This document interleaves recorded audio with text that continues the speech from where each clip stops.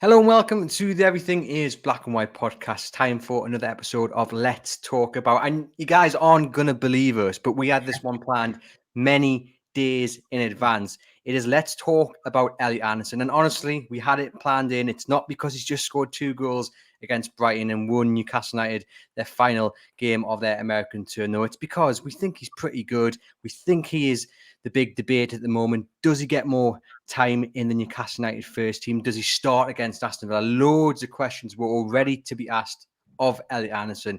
He scores 2 against Brighton, provoking a whole more load of questions. I'm Andrew Musgrove. I'm joined as per by John Gibson. John, first off, how are we keeping?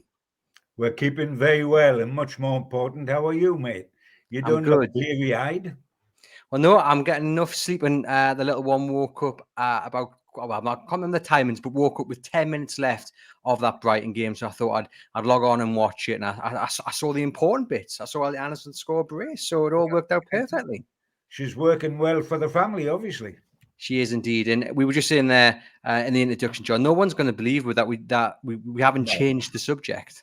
Yeah, absolutely. But I mean, we've been banging on about Elliot Anderson for an awful long while on previous podcasts, and you know only too well I'm very biased because I love him and I loved his granddad, Jeff Allen. So I've been biased from day one and kept saying, keep this guy. He's going to be something extra special. And he is. I mean, the point about him, from my point of view, Andrew, is he's technically very gifted. He's got 2 vital commodities for a footballer: his awareness of what's happening around him and the time he has on the ball. He never looks hurried. And all quality players have that thing where they don't seem ruffled. And he is exactly like that. And what he's added to his game this pre-season and during the summer is a physicality. He's broadened out. He's big. He looks physically the top of his body like GAZZA. And he plays like him. I'm not talking about on the ball. I'm talking about using upper body strength to hold people off, to create things, to make space for himself. GAZZA had this ability where he glided over the turf rather than leaving footprints in it.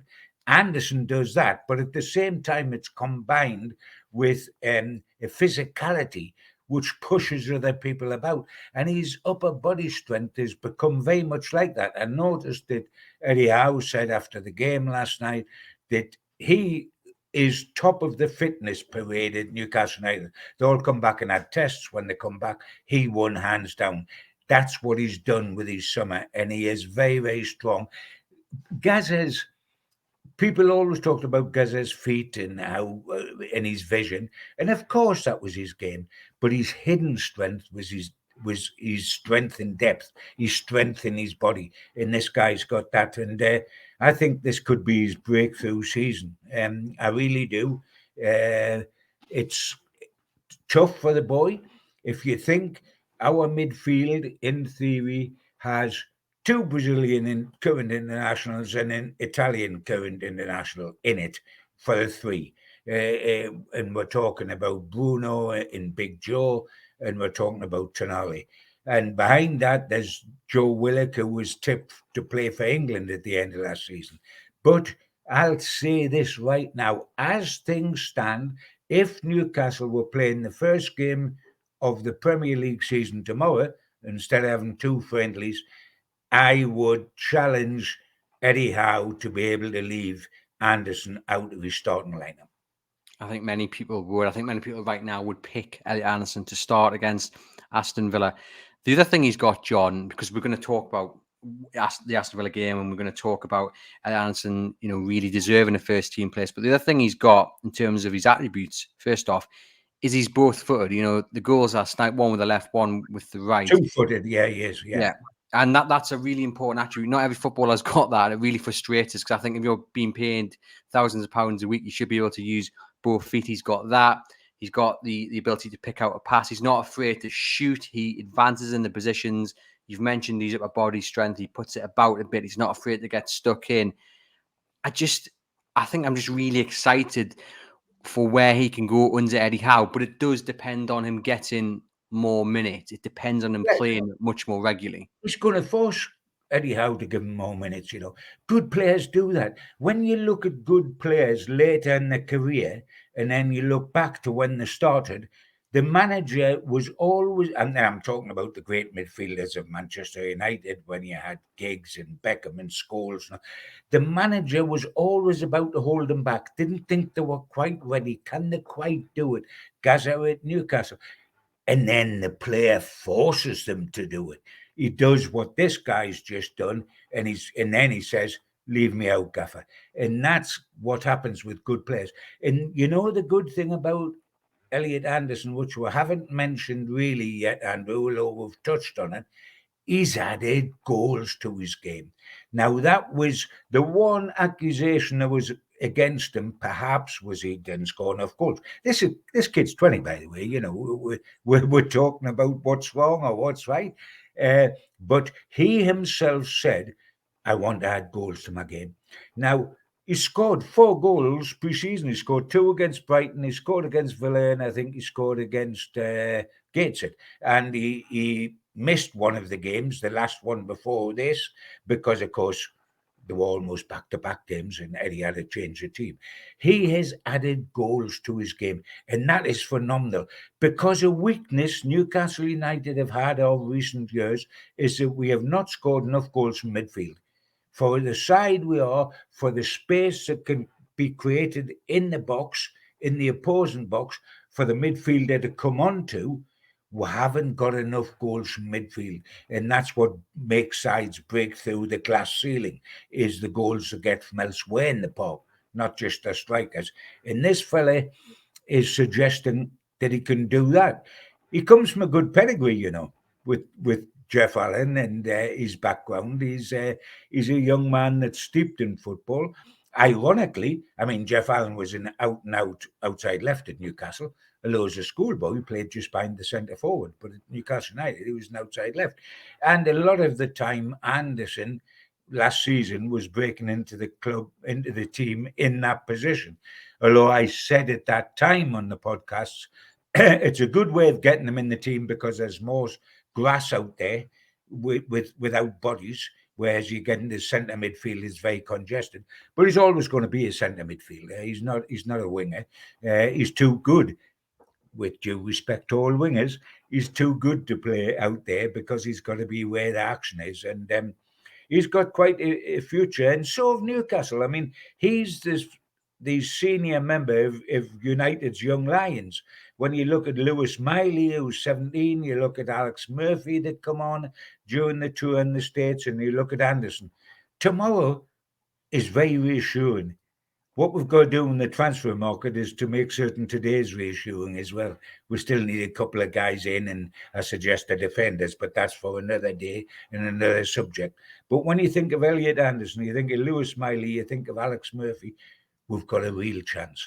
The one that's farthest down the line, because Lewis is only 17, is Anderson. And I will reiterate, I think this will be his breakthrough season. Loads of great points to pick up on there. I'll just first off pick up on the point you just made about him being the kind of elder statesman of that young group. I've just put a post on the Chronicles Instagram page. It was a picture of the celebration of Anderson's second goal against Brighton, and in that picture you have 5 other players running towards him. He's a 6th, and you've got Lewis Miley, 17, Ben Parkinson, 18, Jamie Miley, 19, Alex Murphy, 19, Anderson, 20, and Remy Sarridge, 21. So there's 6 players who have got a hopefully big future ahead of them at Newcastle United, all in different positions, all have had a very good pre-season, got some really good experience. So as you say, John, there, the future is certainly looking bright. On Anderson, it's really interesting about which position he would play in, because last season he had 22 appearances, mainly as a centre midfielder, according to Transfer Market. You've mentioned there some brief appearances out on the flank. For you, is it him in the centre of the park? If he does start against Aston Villa, he's alongside Bruno and Ian Nuther in the centre. I mean, right now, if the game was tomorrow against Aston Villa and there's 2 back-to-back games to come, I don't mean the form and that is going to decide everything because it's a fitness program, but you don't know what's going to happen in those 2 games in terms of fitness. But if the game was tomorrow, I would start Anderson with Bruno and Joe Linton because I think you need the physicality of Joe Linton, especially against Aston Villa, who in midfield in the 2 games we've played them, the one we lost 3-0 towards the end of last season and the 3-3 draw, they powered us in midfield. They blew us away in midfield. They're very powerful. Joe Linton was late on the scene. He wasn't up to match fitness, etc., etc. But we need him in there so they don't overpower us. I would let Tonali come on from the subs bench on the opening day, not because I don't think he's a good player and a fabulous signing. I think both those things, but I think you sometimes need time. Anthony Gordon needed time. Bruno, whether he needed time or not, was forced to have it by Eddie Howe, who didn't start him when he first arrived. And especially if you're coming from a foreign country in a foreign style of play, Serie A is much different to the Premier League and a lot different to the way we play, high pressing. And I wouldn't throw Tonali in straight away. I would put Anderson in with the 2 Brazilian boys. But on that, I mean, it's rather, I'm going to say a word that loads of people say that I use far too often on this podcast, but it's refreshing that we can say that about Tonali. Don't throw him in straight away, but let's not worry about it too much because we have an option like Elliot Anderson. So I'm just wondering, John, yes, you're saying, bed Tonali in, give him time to settle, but also how much is him, in your view, not starting against Aston Villa to do with the rise of Elliot Anderson? Oh, totally. I mean, when he first signed, the day he signed for Newcastle, he was a shoe-in, wasn't he? He's such a quality player. He's got such vision. He was an absolute shoe-in. It was him and Bruno, and who else is with them? And if everybody was fit. We're forgetting about Joe Willock here, who had such a good season last year. He was tipped to play for England, but he hasn't been fit enough to take part in pre-season. And I think now he's not going to start against Aston Villa because he's not going to be up to speed against Aston Villa. He's only going to play 1 game, if any, because there'll be 2 separate sides in the weekend home matches because they're back-to-back, literally. So he's not going to be ready. But all of a sudden, the midfield that we're worried about, did we have enough bodies, etc., etc. Tonali will be an exceptional player. But it would be unfair to bang him in, expect him to run the show in there, and all of a sudden he doesn't because he's getting used to it. And some people sort of say, oh, is he a waste of time or not? Absolutely wrong. And Anderson still has, Elliot's still got things to learn. Of course, he's got things to learn. He's 20-year-old. But I tell you what a talent. I mean, he is, he's going to outdo his granddad in the career he's had because granddad was eventually very limited and finished by injury, of course. Do you think Anderson has seen the arrival of Tonali? He's seen the links to other midfielders in a similar position, and he's gone, do you know what? I have to seize the opportunity here because time is very short as a footballer. Time's even shorter when you're in that bracket of being 17 to 20. Especially when you're a Premier League club, you haven't got that many years, that many seasons, that many opportunities to really impress. So I think he's really taken to the competition and he's stepped up a level. He's had to. He's thought to himself, I mean, why is he as fit as he is? Why is he as strong as he is? I mean, Eddie Howe marveled that in the blistering heat, he could score 2 goals in the last 5 minutes to turn a match you were losing into a match you won. And his physical strength enabled him to do that. Why did he come back the fittest bloke in the camp? Quite simply because he thought, look, if I stand still, I'll be actually going backwards. I won't be standing still, I'll be going backwards. because Tonali's come in. He saw us linked with Madison. He sees us where it said, I, in an ideal world, would still buy another midfielder. He knows what Joe Willock can do. He's seen Joe Linton just become a full international. If he doesn't compete in there, he gets swamped. And as a young man, it's easy to think if you're not ambitious, not too ambitious, well, I'm only 20, I'm getting there, I'll be okay, etc., etc. But what I like about Elliot is he wants to be a star today, not tomorrow. He wants to do it today, and he can do it today, and he's equipped to do it today with the right attitude. And I don't think there's any doubt whatsoever about his attitude and his ability. And when you get those two things right, then you really are going to be something special. And yes, we've got to shoehorn him in the team, and how do we do it if everybody's fit? But I'll tell you what, mate, when is everybody fit?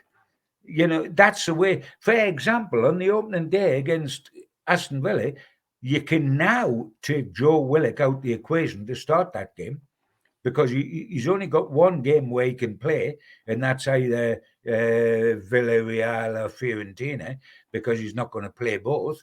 And that's not going to be enough to start him in the midfield of the quality we have.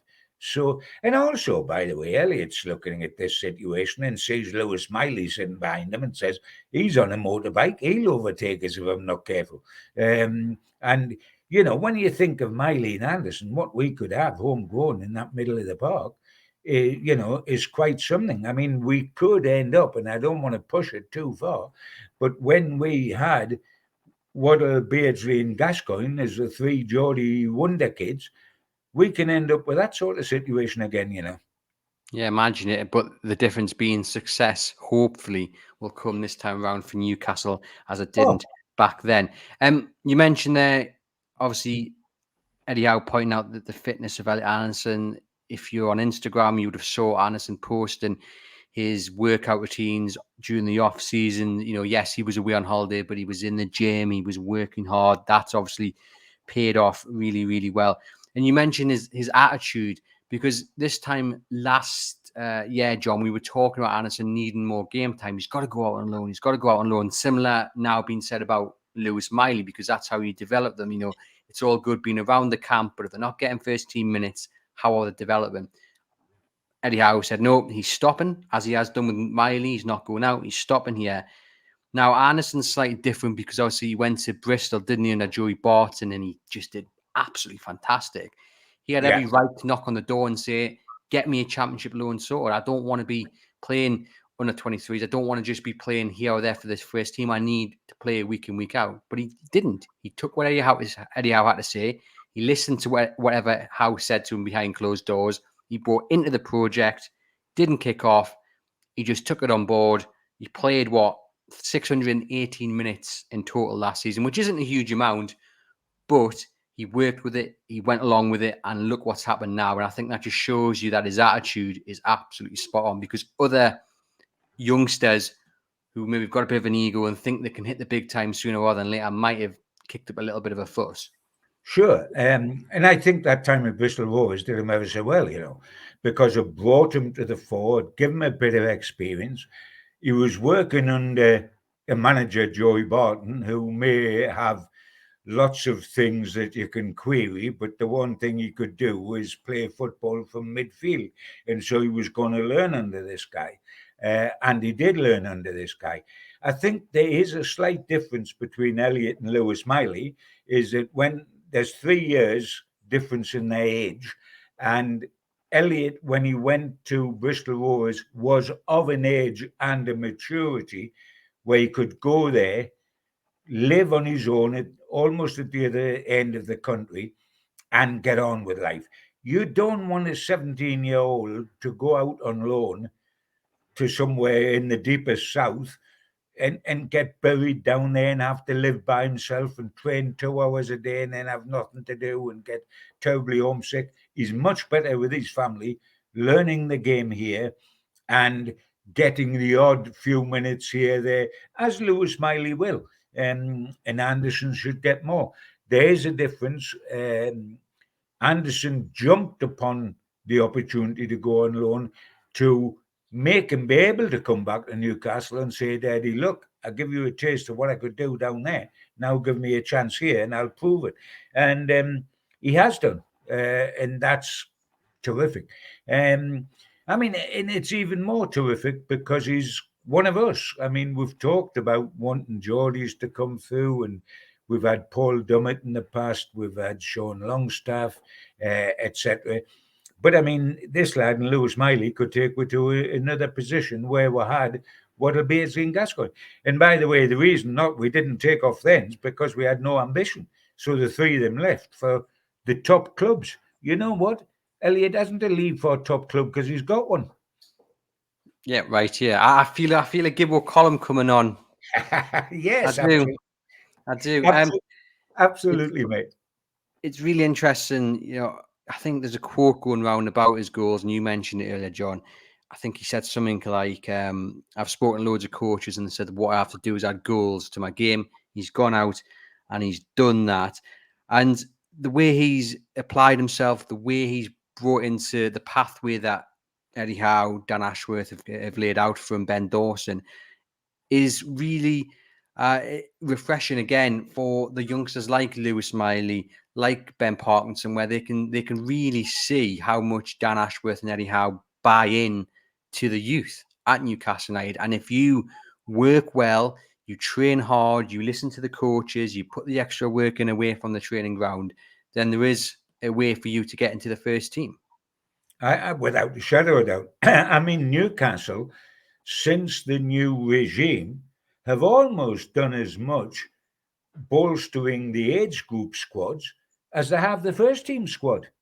They've brought a lot of young, we just go, oh, yeah, another bright youngster. Oh, yeah. But where's our left back? Where's our centre half? Where's Tonali? Where is Harvey Barnes?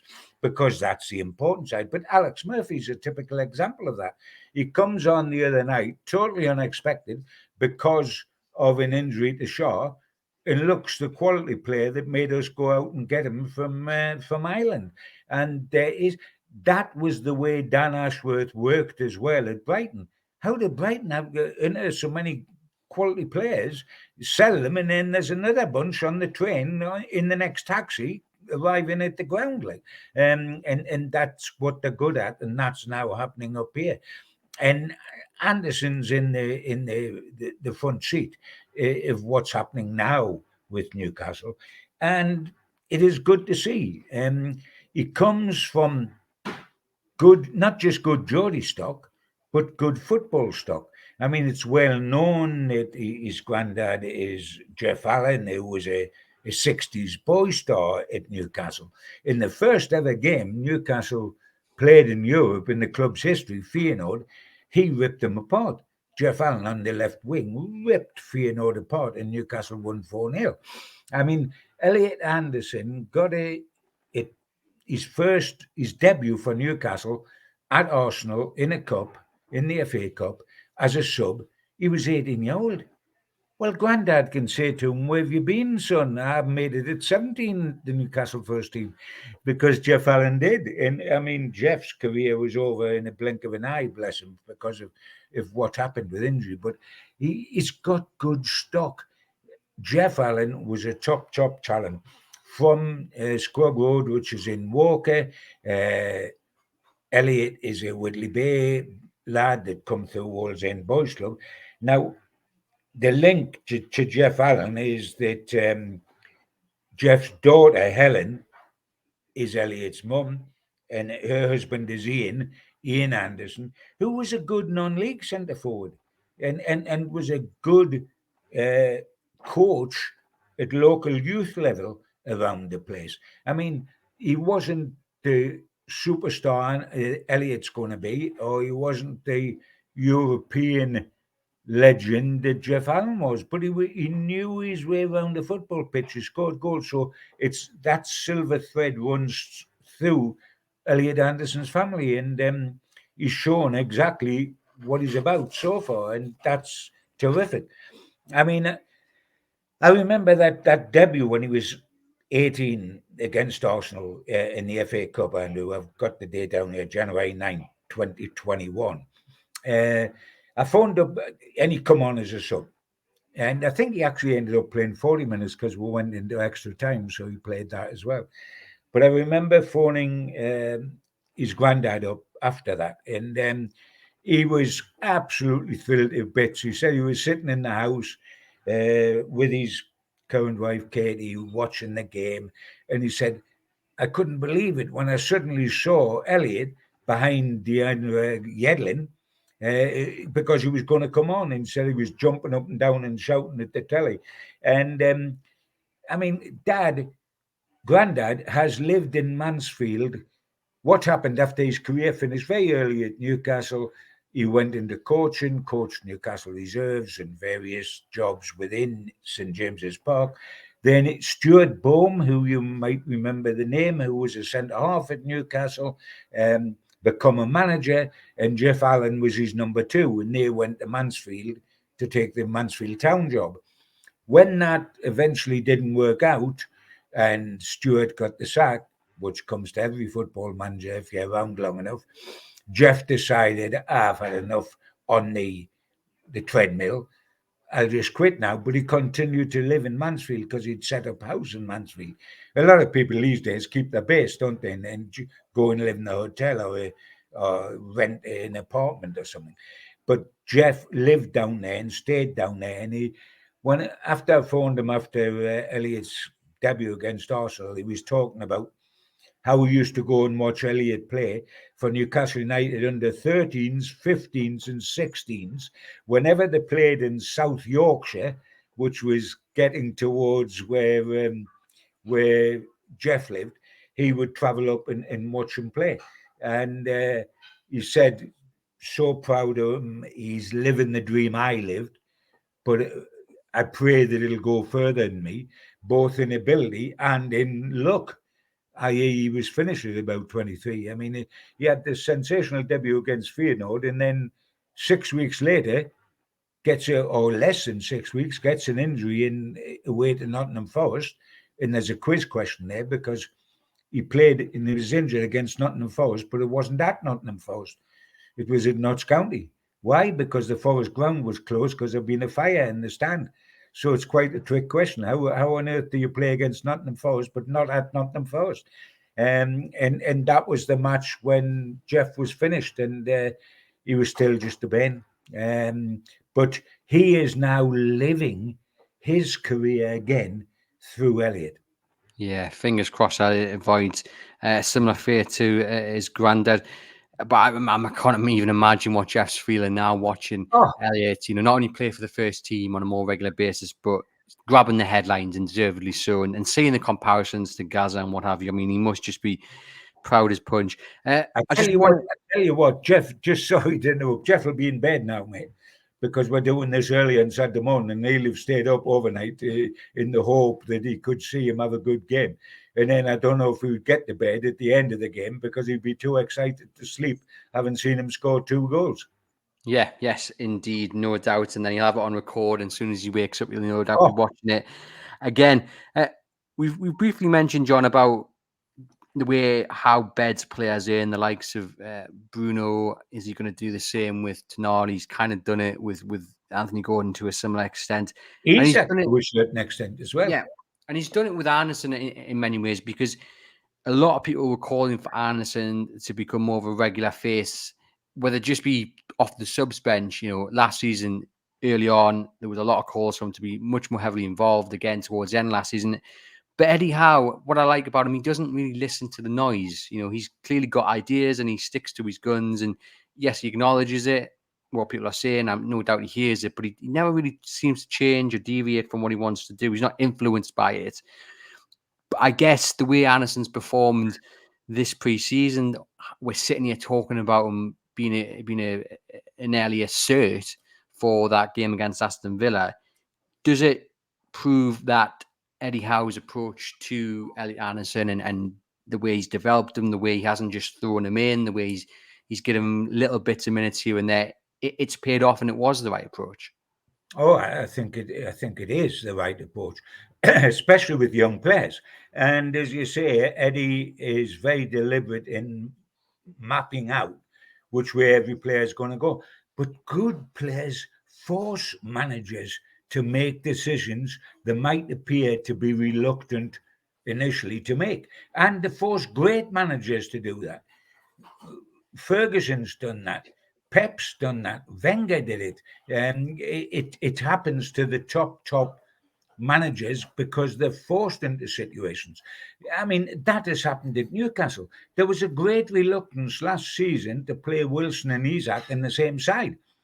Isak forced Eddie Howe to do that because when he was coming on, he was doing well, and he loves his traditional centre forward, which is Wilson, and he had it Bournemouth.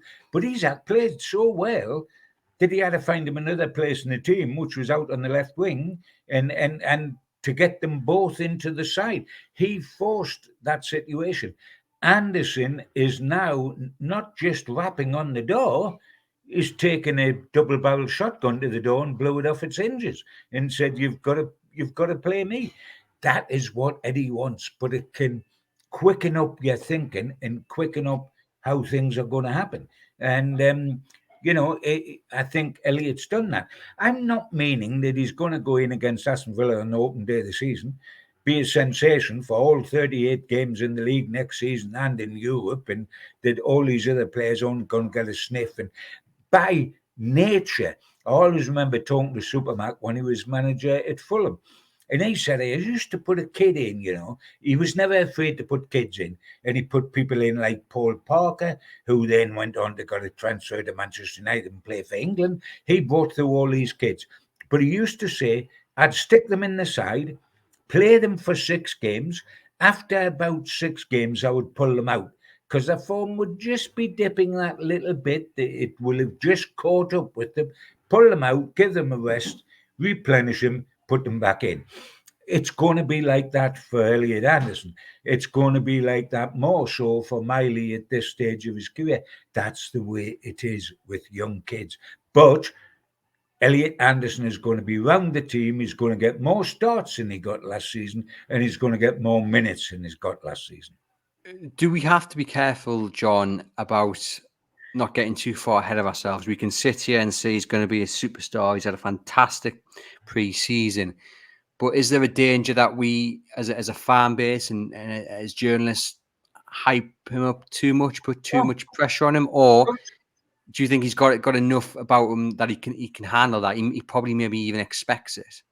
I think both of those things. We do put too much expectation on young kids. It's part of a journalist's job, for example, to sort of dwell on the good things and forecast good things for players. If we are negative and we don't say the club get grumpy and say, well, do you never get enthusiastic? And if we get enthusiastic, they get grumpy and say, you're building them up too much, keep his feet on the ground. So you can't really win. But we've had a load of false stones. How many GAZZAs have we had? Somebody's going to be a second GAZZA. If I go back beyond that to the first cup team that Jeff Allen, the granddad, played in, when Jeff Allen got that injury at Nottingham against Nottingham Forest and his career effectively finished, two Geordie kids come on in that match. Newcastle won 4-2 at Forest, went away to Ipswich in the next game and won 4 as well. And there was 2 teenagers called Alan Foggin and Keith Dyson who came into that side and were billed up as sensational. Foggin did well for Newcastle, played and scored the final goal in the first cup final. Dyker went on, had a wonderful career with Blackpool. But Dyker never, these were going to be England players. They were going to be this, they were going to be that, they were going to be the. It's called pressure. And, it happens the whole time. We want to be, not we journos, we fans want to be the first that said, Elliot Anderson will play for England. Could play for Scotland, mate. Elliot Anderson could play for England. Somebody could play for them. Somebody could play for them. We want to be the first to say it. And then afterwards, if it happens, I told you so. But I tell you what Elliot Anderson's going to become. He's not going to become the second GAZZA. He's going to become the first Elliot Anderson. Yeah. Yeah, and I always like it when someone says that, because I think that's exactly the mindset a young player should have, not to follow in the footsteps of someone, but to create their own path. As we're recording this, John, Alan St Maximin has just announced his departure from Newcastle United. And now I know we're talking about Elliot Anderson being more of a central player, but he can play out on the flank. And I think many people actually felt Anderson was more effective sometimes than St Maximin last season. Again, does the departure of St Maximin, it doesn't hurt maybe as much when we have got someone like Elliot Anderson that we're talking about who's just got a better end product? We've got more left wingers than you can shake a stick at. Maybe Maxi's gone, but Harvey Barnes is going to nail down that position, whether it's on the opening day of the season, like we've just said with Tonali, or whether it's not, because he's playing catch up fitness wise, Harvey. But he's going to get that position. We've got Gordon. How are you going to get Gordon in the side? You've got to get Gordon in the side at the moment if you've got to get Elliot Anderson in, because he's red hot as well. So you've got down there, and then, by the way, you've got the two fill-ins last season who were great, Isaac and Big Joe, who are really centre forward and midfielders, but can play on the left wing, and so can Murphy, and so we're knee deep there. Anderson can as well.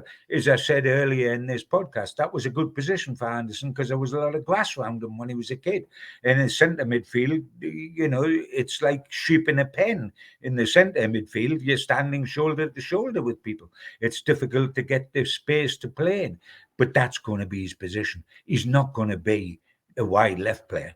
Let's leave that to Harvey Barnes. Let's leave it to Gordon and Miguel Almiron and Murphy and everyone else who can play out there. Big Joe's great out there. Isaac can play out there.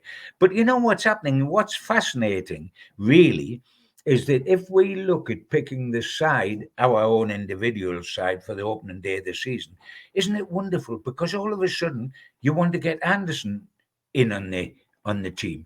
All of a sudden, you want to get Gordon in on the team because he's looking red hot.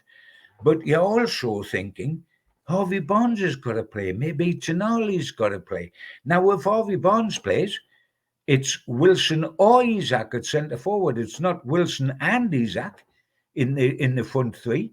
It's Wilson or Isaac. And, in the midfield, if outside of Tonali and Bruno and Joe Linton and Joe Willock and now Elliot, some big names got to miss out there as well. Now that's fun because we need that. But you know what? While we're talking all like this and we're getting gurgly and exciting and everything, please, Eddie, if you have a look at this later on and you bask in the glow of what Newcastle do, please make an old man happy and buy us a couple of defenders with pace as well, mate.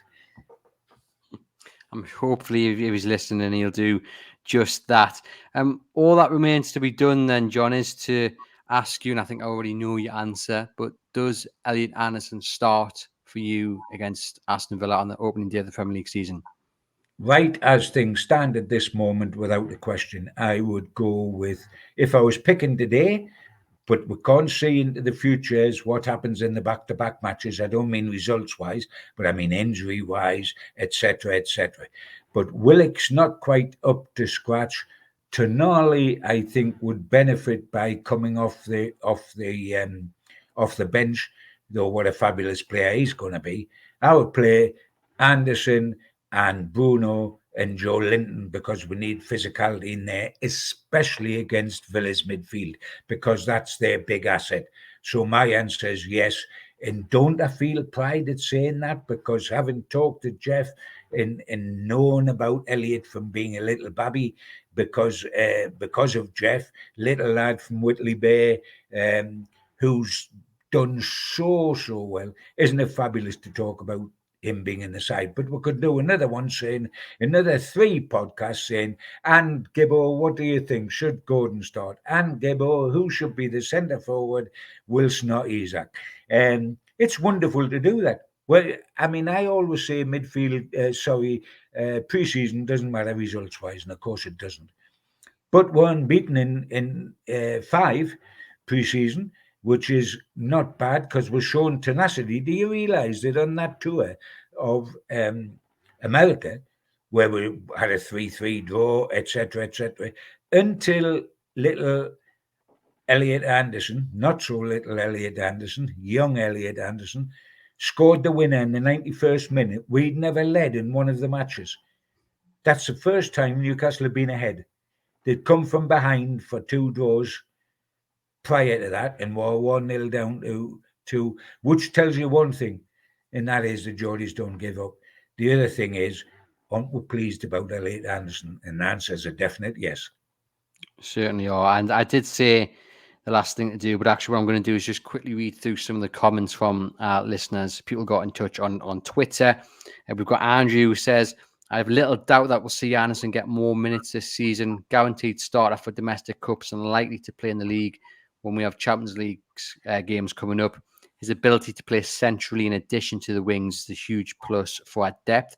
Scottish Mag says talent was always there and clear to see. Didn't appear to be a natural finisher, has certainly proved to be otherwise in pre-season. A player that gives true squad depth rather than a fringe player. Aaron says he was class even without the goals, organising the kids when they came on, driving the team's energy up. He's going to have a monster of a season.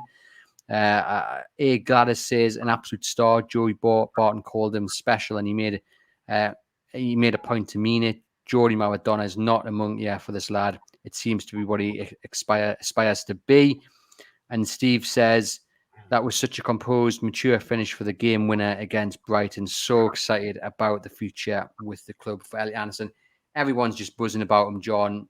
A lot of those comments are kind of on the same line. Brilliant for squad depth, but he's not just going to be a squad player. He's going to be pushing for a place in the starting 11. I'm with you. He starts against Aston Villa, I think, unless someone has a stormer of a weekend in this Cellar Cup. But even then, for me, I think he starts, and it really lays down the gauntlet to the suppose big money signings, the likes of Tonali, Bruno even.